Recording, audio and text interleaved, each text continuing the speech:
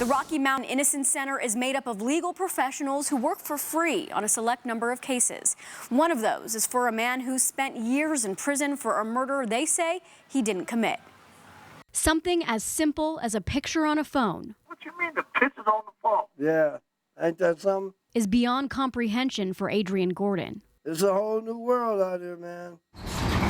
Who spent nearly 18 years behind bars for a murder he says he didn't commit. I know I didn't do it, and I'd go to my death day with that one. In the early morning hours of September 29, 2001, an intellectually disabled man, 50-year-old Lee Lundskog, was beaten to death behind a 7-Eleven in Rose Park. They were incredibly heinous wounds. In court, prosecutors said Gordon, who was 21 at the time, stomped the victim to death to steal $45 from his wallet. Just at the outset, his case had a lot of the sort of linchpins of a wrongful conviction case. These lawyers from the Rocky Mountain Innocence Center say huge mistakes were made.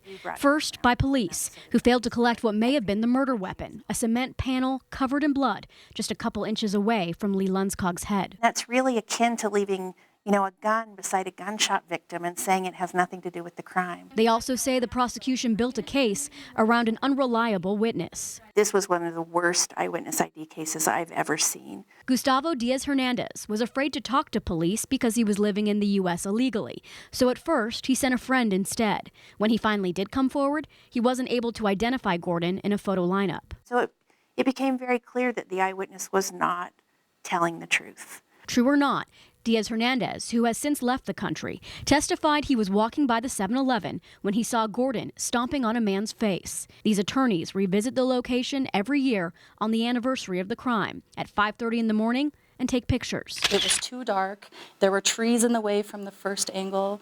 There was a brick wall and a dumpster in the way from the second angle. He could not have seen what he said he saw. Surveillance video shows Gordon at the 7-Eleven. You see him walk in, make a phone call, walk out. 2.5 minutes later, he returns. The prosecution says the murder took place in those 2.5 minutes he's off camera. The tape shows him coming back into the 7-Eleven. He was not out of breath. He was not sweating. There was no sign of any blood on his clothing. The Utah Court of Appeals refused to grant Gordon a new trial in 2016, but the Rocky Mountain Innocence Center isn't giving up. Right now, DNA testing is underway on items from the crime scene. The motivation here, as the police say, was robbery.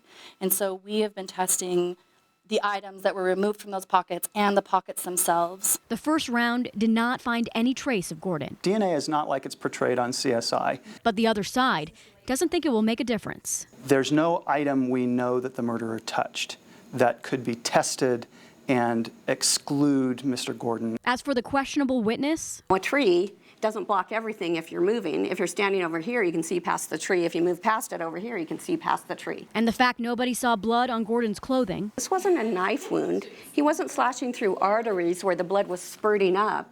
He's stomping on his head, which there's really just a thin layer of skin and blood there and bones. And what about that potential murder weapon? The medical examiner who examined both the cement panel and Mr. Lundskog did not believe it was the murder weapon, and his testimony is frankly by far the most convincing and compelling.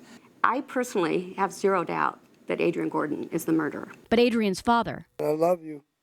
Love you too. Stay strong. questions it every day. Everything in that place is made to break him. And it's made to break him because he will not admit to something that he did not do. Clinging to hope at 73 years old. Big as he is, still my baby. You're supposed to take care of your babies. That he'll get to hug his baby again. You know it'll be a good day. Maybe even a day worth capturing on a phone. I don't know what the hell you talking about, some pictures on the phone. Yeah, it's a trip, ain't it?